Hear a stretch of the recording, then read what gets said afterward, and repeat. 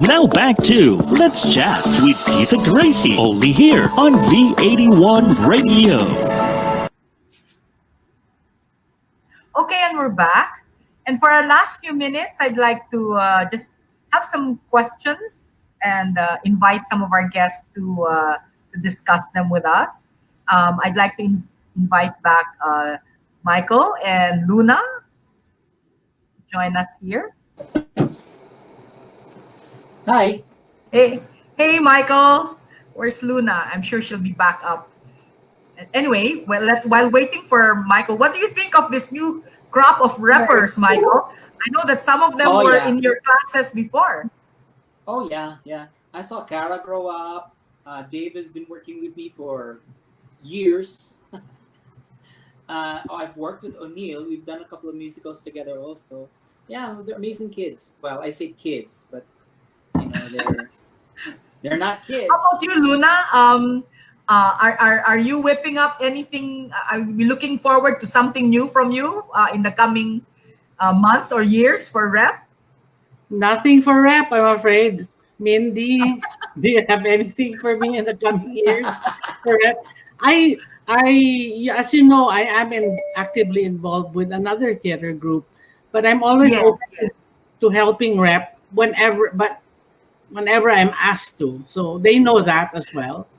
But right Have you now, ever conducted? Yeah. Have you ever conducted any workshops for rep, like writing workshops or? no, I can't. That would be conflict of interest for my other theater I group see. where I teach regularly. So I see. yeah. But Michael, you've been involved in the workshops before, right? Oh yeah. I started teaching the workshops for rep in 1984. I started as assistant. I assisted Junix. I assisted Monique, and then I started doing my own classes. From that, the next following year, and every summer thereafter, always, I never stop. And I still teach to this day. It's because I feel such a debt of gratitude to Rep for giving me a career, teaching me something that I didn't know I would love, and so it's my way of giving back. Um, Also exposing more people to theater arts in hopes that they will look kindly on it when they're the CEO of big companies and Yeah. whatnot. They may come back and support it because somehow or other I've given them um, or this allowed them to discover their love for it. Yeah. My And bad. what's I that, Luna? forgot, yeah, I forgot that I did teach rap theater workshops in the 80s. I was actually Junix's assistant for acting classes and musical theater classes. There you go. I just remembered. Yeah, I So remember that. I remember yeah, you doing that. I was there and I stood as his assistant teacher and the SM for his showcases. And like Michael, a lot of my students now are CEOs and head of major companies. And I see them all the time and they keep saying, Teacher Luna, remember me? And I said, oh my God, I feel so old because they have kids. Like, this was Yeah, the 80s. So you can imagine how old they are and how old their kids are. So yeah, Yeah. I did yeah, teach a long time ago. It's really amazing because being a part of the theater company, you two have assumed so many roles Yeah. on off stage, in the backstage, in the front of house, as a director. Like Michael, you directed plays for Red? oh yeah. I directed a lot of plays for Rep. um, I I started um, as an assistant to Bebot. You know the picture, the black and white picture of Bebot and me seated together. We were trying to figure out. I remember that we were looking at a scene and we were trying to figure out something about that scene. And so we were studying that scene, and that picture was taken. Yeah, I learned to direct in rep from the workshops actually. I started to learn to dissect actors' issues and problems and how to how to help them get to where they're supposed to be in the scene. And then later on, I put up a theater company in the Southern Metro. um, and I start because I used to teach in um, La Salle Zobel for many many years, and I also churned out a lot of actors in the Southern Metro, but there wasn't a place for them to participate in the performing arts. So a lot of my students there, one night we got together and we said, why don't we put up a theater company, as a catch basin for all those people that we're providing workshops for in the South, and we did, and that became our theater company called Theater Down South, which now has migrated and it's now become Rude Mechanicals, we call it. And those kids, you gotta love them. They decided to do community service, so they're doing a lot of work with Toledo and Bosco, and they're doing the theater program for the kids in Toledo and Bosco. Mhm. So yeah, that's how I kind of developed into. At that point I was a producer. We were producing shows, original stuff also, providing shows for the people in the Southern Metro. Mhm. And Luna, I just want to ask you something about your journey in that latest play you wrote for Rep, which is Yes. Adarna. Yeah. Yes. Yeah, look at, she has this nervous laugh every time I open the door. Well, Yeah, let's where just did you say, get your, yeah, go ahead. go, no, you finish your question first. Sorry. Yeah, I just wanted to what was your inspiration and what was your unique spin to the classic tale of Adarna to bring it current, not to make it more appealing to today's young audiences. I think the biggest change I did, if you read, I read the original epic translated in Tagalog, and if you have ever read it, you know that there are no females in it. Mhm. I mean, the traditional story doesn't have any strong female presence in it. I mean, in the part that they show, almost always all the movies and plays only show part one and two. They never show three, four, five that has the women in it. So the biggest change I did was to import the women from the other parts and stick them into the original story. The original story just had three princes. The only woman there was the mother who did absolutely nothing. So I stuck in an empowered princess who, Mm-hmm. siyempre, woman power. And I felt Yeah. also in a traditional, especially the kids now, Yes. and especially because it comes in. My directive was it had to fit into the children's theater mold of rep. So you had to have a love story. So the bida had to have a love interest. So the only way you do that is to put a girl. But I didn't want this tweetums helpless pa-cute girl. You know me, Gracie. And a lot of Yes. people are saying, Luna, yun naman, your female characters sound like you. Well, guess what? Yes. I like my Of female course. characters badass. Yeah, empowered and really kick ass, no? Yeah, and But why proactive. not? Why not? Not Why not? waiting. Because now, yeah, not the weeping willows of before, not No. stereotypically female. I think that's an interesting twist, and it's so today. The Yeah, women heroes are really empowered and really kick ass. It's true. yeah. And in fact I was teasing. Cara has played uh, princesses in two of the things I've written, one for trumpets, which is Horse and His Boy, and Adarna.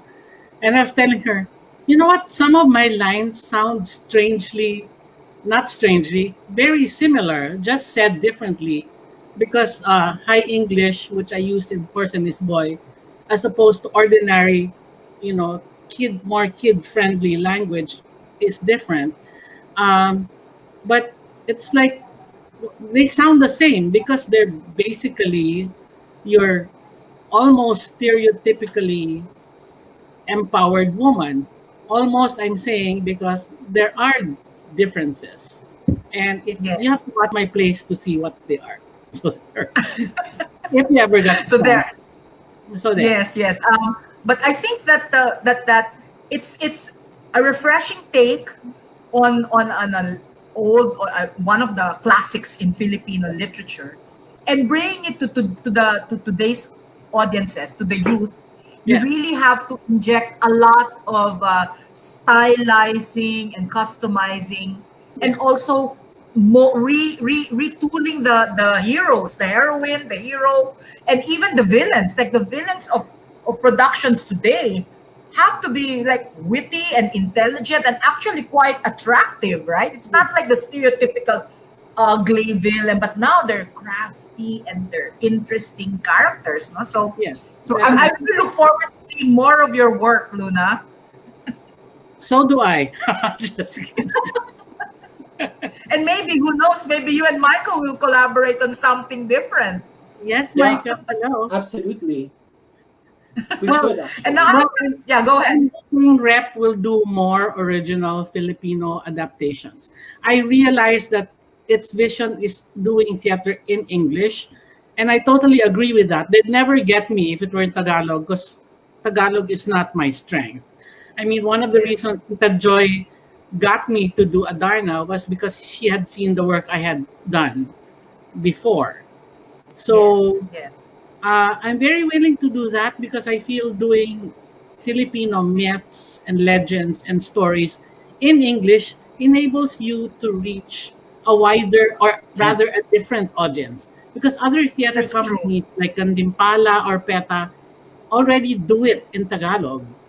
And yet there are Yes, yes, lots of people uh, we can reach without, who will not watch a Tagalog film. All your expats, your people who go to IS or British school or Korean school or whatever, will watch English but cannot watch Filipino play because it's hard to understand.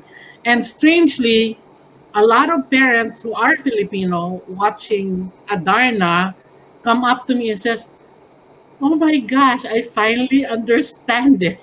that's Because they never did when they took it up in school. So I said, that's true. okay, that's good for me, but that doesn't speak very Yes, well of your language skill in Tagalog. that's true. But That is true, but you reach it's a different audience. you really reach a different audience, and if it's curriculum based theater, you're right. If it's Yes, curriculum based material, then the other companies like Gantimpala yes, would take care of that. It's no, I have no problems yes, with that. But really, I like the idea of stylizing legends and myths, and and reintroducing them and making it more, how would you call it, mainstream, yeah, and really opening the eyes of a whole new audience yes, of kids definitely. right now. Yeah, it's very interesting. But I think what's also interesting is the fact that the young crop of rappers, and maybe I'm gonna call back on the screen Mindy, if you're still there, Mindy, because I think this would involve her and this would interest her. Okay, Mindy, are you there? There. We're continuing our discussion on Luna's work with Adarna, and how she has customized and really created a new spin, and it has appealed to a whole new audience, and it's original Filipino material. So I think that's another breakthrough that Rep has done in the recent past. You know, Luna's take on Adarna was a real challenge. She faced a tough challenge because she had to take this ancient legend and bring it down to the level of school children, not not the high school kids, but younger. That is what joy. That is what the children's theater performs to the young ones. So she had to bring it down to that level. She had to incorporate audience participation. There had to be dancing. There had to be singing. And we also included a bit of puppetry in it because it had the bird, a Darna bird, and masks. I know we didn't have masks. No, yeah, we did. Yes, we did. Yes, we did. So we incorporated a lot of new things in Adarna. So we had the puppetry, we had the masks, and then we had the what do you call the black people in black? The dancers in black, like the Kurugo. The Kurugos. we had all the stage hands for all the guru. They were all dressed in black, and they were also like dancers. And then they would change costumes and become the street people. Then they would change costumes and become people in the palace.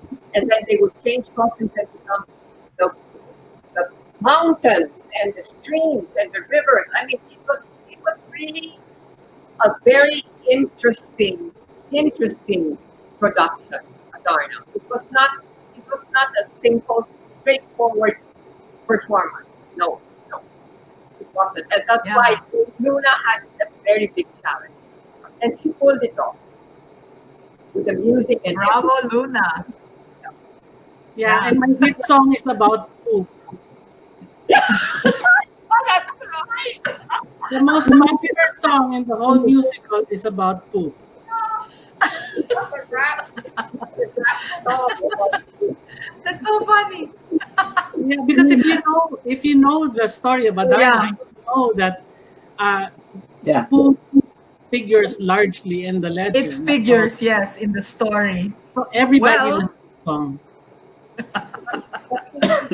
our Adarna, it was glittery. Yeah. And then so that's another breakthrough, that original material that rep staged Adarna, bring it to a whole new audience with a whole new scenario and production design and original music, and hopefully in the future we'll see more of this new creations on theater, Mindy. Yeah. We will.